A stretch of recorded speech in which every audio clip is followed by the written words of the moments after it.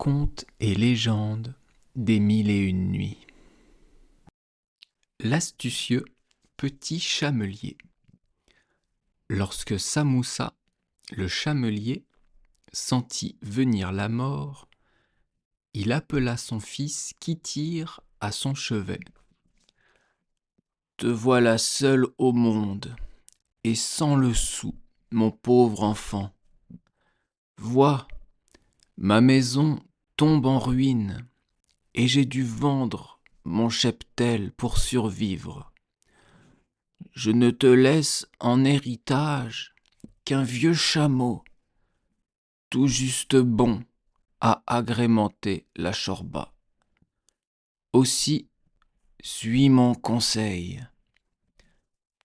Ne reste pas ici. La misère y est trop grande. Va chercher fortune dans les pays lointains, où la vie est moins dure et le ciel plus clément. » En fils respectueux, Kitir, qui avait 14 ans et n'était pas plus haut qu'un narguilé, fit ce qu'avait dit son père. Après que ce dernier eut été mis en terre, il grimpa sur son vieux chameau et se joignit à une caravane qui traversait le désert en direction du nord. Après plusieurs jours d'une marche harassante sous un soleil ardent, les voyageurs parvinrent dans une oasis où ils dressèrent leur campement. Tandis que tous se pressaient autour du puits pour s'y désaltérer, Kitir aperçut un homme à barbe blanche assis sous un palmier qui les regardait avec envie. « Vous avez soif, grand-père » lui demanda-t-il.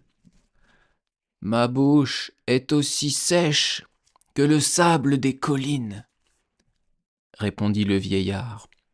« Donnez-moi votre cruche, que j'aille la remplir. » Le vieillard hocha tristement la tête.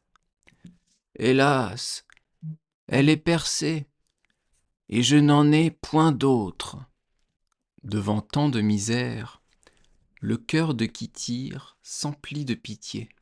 « Voulez-vous partager la mienne ?» proposa-t-il.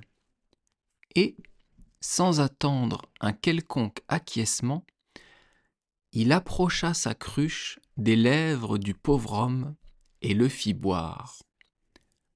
Or, ce dernier était un magicien qui avait pris cette apparence pour le tester.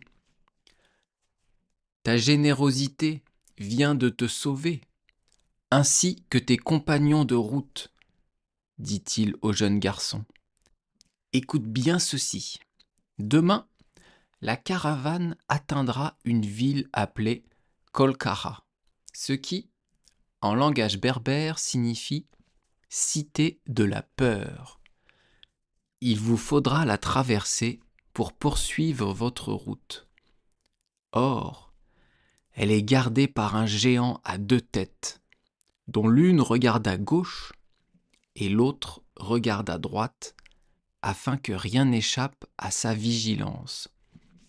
Ce géant dévore tous ceux qui passent à sa portée, ainsi qu'en témoignent les milliers de squelettes jonchant le sol autour de lui. En entendant ces mots, Kitir se mit à trembler. N'y a-t-il aucun moyen de détourner son attention ? S'enquit-il.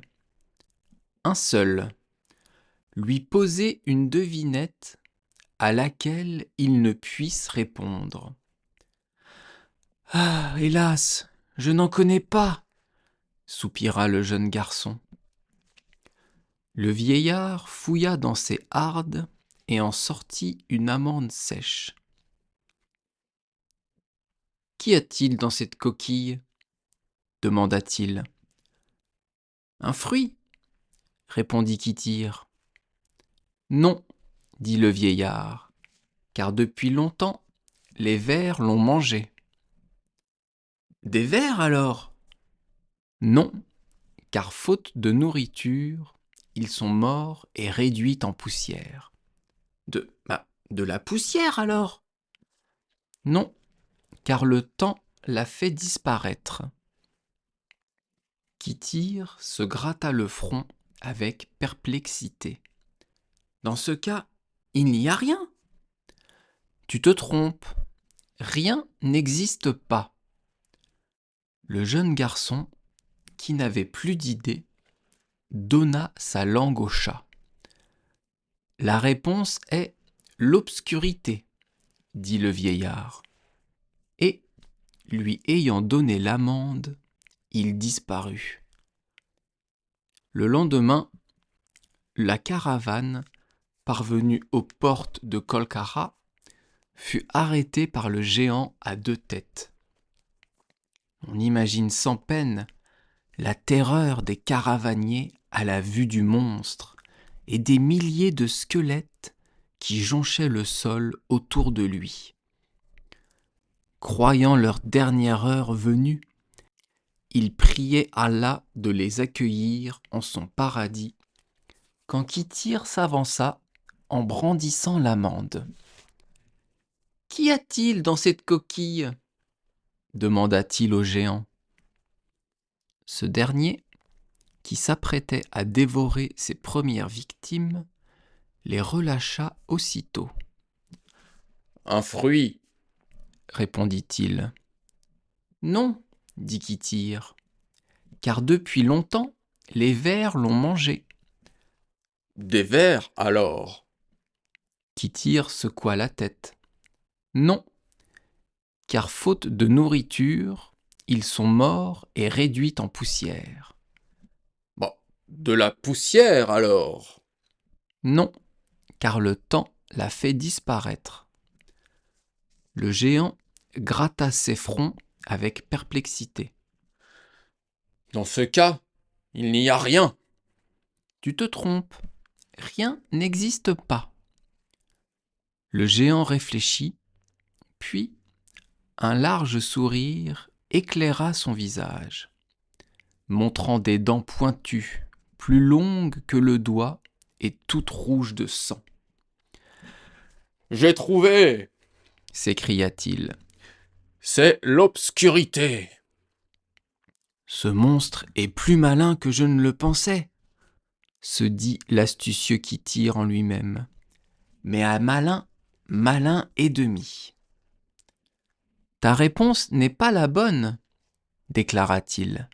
« Elle l'est, » protesta le géant. « Nous allons vérifier. » Et il cassa l'amande. « Où est l'obscurité ?» interrogea-t-il. « Je l'ai vu s'enfuir lorsque la lumière a pénétré dans la coquille, » répondit le géant. « Alors, trouve-la !» Le géant se mit à courir à droite et à gauche, à la recherche de l'obscurité perdue. « Elle s'est réfugiée là !» assura-t-il soudain en avisant un petit trou dans le sol. « Je l'aperçois, tapis au fond. » « Si tu veux que je te croie, attrape-la et montre-la-moi, » dit Kittir. Aussitôt, le géant se mit à rétrécir, jusqu'à atteindre la taille d'une souris. Puis, il sauta dans le trou que le jeune garçon s'empressa de boucher à l'aide d'une grosse pierre, l'emprisonnant ainsi dans les entrailles de la terre.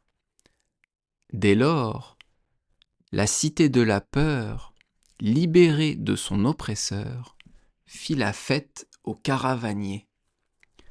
L'on porta Kittir en triomphe, et le roi de cette ville, n'ayant pas d'enfant, l'adopta.